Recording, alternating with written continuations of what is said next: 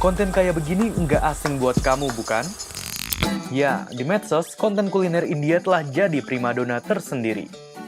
Mayoritas konten menonjolkan street food, menyajikan ragam makanan yang khas, seperti Punjabi samosa, panipuri, sampai teh masala. Di luar cita rasa dan tampilan visualnya, yang menarik dari street food India ialah rangkaian prosesnya. Atraktif sih, tapi nggak sedikit yang menyebutnya jorok.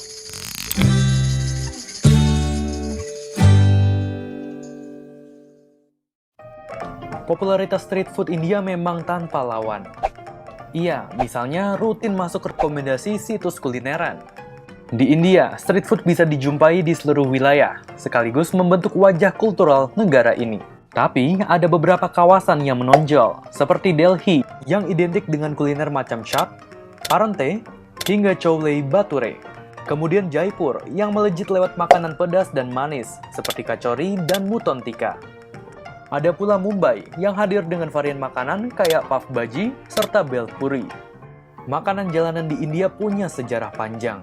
Eksistensinya dapat dilacak sejak zaman Kekaisaran Mughal hingga Kerajaan Inggris. Itu kata Rana Safi, sejarawan yang biasa mengulik soal kuliner dan kota-kota di India.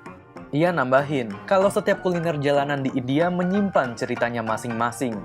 Ambil contoh pav bhaji, yang pada mulanya adalah sajian untuk pekerja pabrik di Mumbai pada pertengahan 1800-an. Atau jalebi, yang masuk ke India dibawa pedagang Persia pada abad pertengahan. Ini nggak kalah menarik, namanya batata vada. Ia tersusun atas kentang yang digoreng dan dikasih bumbu dari cabai hijau atau merah serta dilengkapi roti gulung hangat.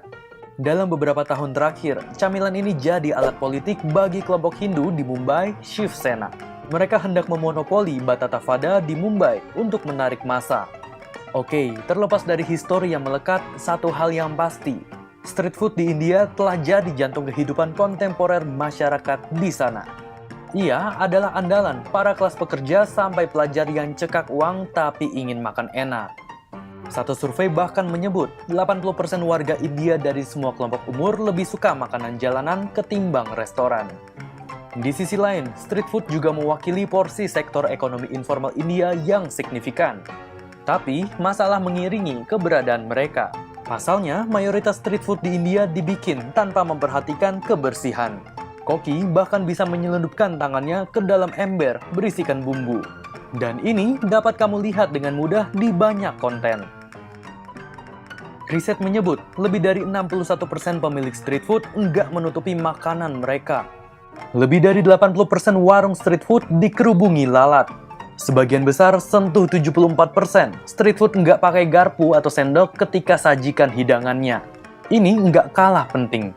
Penjual makanan jalanan mayoritas atau sekitar 98% enggak pakai sarung tangan saat memasak. Urusan higienitas ini emang masalah di India. Data menyebut bahwa hanya 38% orang India yang cuci tangan sebelum makan dan 30% sebelum siapkan makanan. Konsekuensi dari perilaku ini enggak main-main. Orang bisa saja terkena diare, tipes, hingga pneumonia. Sebab bakteri yang ditularkan lewat makanan dengan standar kebersihan yang rendah. Apa ya pemicunya? Studi ada bilang, setidaknya ada 3 faktor yang saling berkelindan. Pertama, akses ke sanitasi yang begitu buruk. Laporan WHO dan UNICEF pada 2017 menempatkan India sebagai negara nomor 1 di dunia dengan kebiasaan buang air besar sembarangan, termasuk di dalamnya ada 344 juta orang tanpa akses rutin ke toilet. Penduduk yang begitu padat serta ketidakmampuan pemerintah menyediakan fasilitas yang layak makin memperburuk masalah ini. Banyak fasilitas sanitasi yang kemudian terbengkalai setelah dibangun.